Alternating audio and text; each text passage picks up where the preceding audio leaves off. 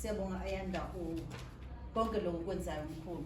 Uyabona ukusuka ucabanga ukuthi ake ngiye ebantwini ngoba abantu abakwazi abanye ukuthola kodwa wena awuhambi ebantwini like when was it uhambela ngisho ikole.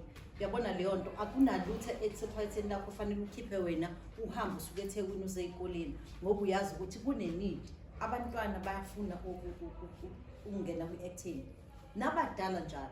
Le industry yinhle ngento eyodwa, even newborn baby mawuthi uyafuneka kuzo-actwa ngayo uyathathwa.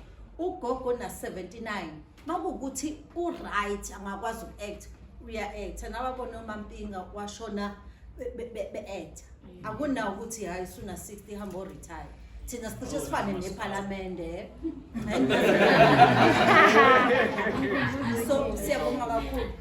Kunento engifuna ukuyisho ayami le ethi ukuba i-extra abanye abantu bayithathela phansi. Sonke siqale saba ama-extra. Ngike ngaba yi-extra kubambo lwami when was it dala lo abanye bebengakazi nalozalo.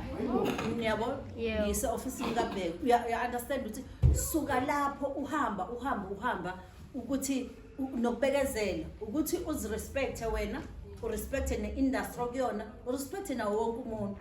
More special ngoba lento eyenzakala kuma-TV mina vele ngizolithola uphuthu kodwa ngeke ngilize ngilithole nina ningekho.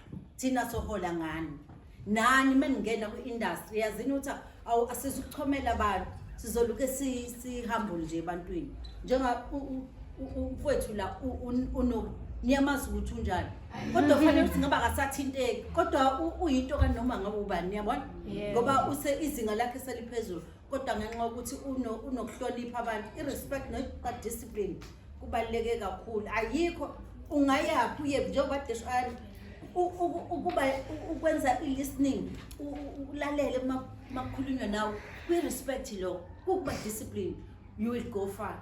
Asithathwa ngoba sithathwa ngoba ukuthi senzelwe favor, no, sithathwa ngoba usekukhona lento ebonakalayo.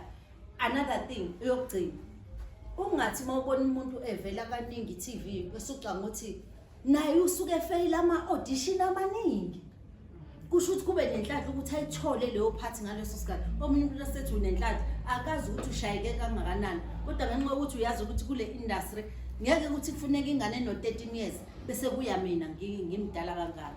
Yabo si understand naleyo.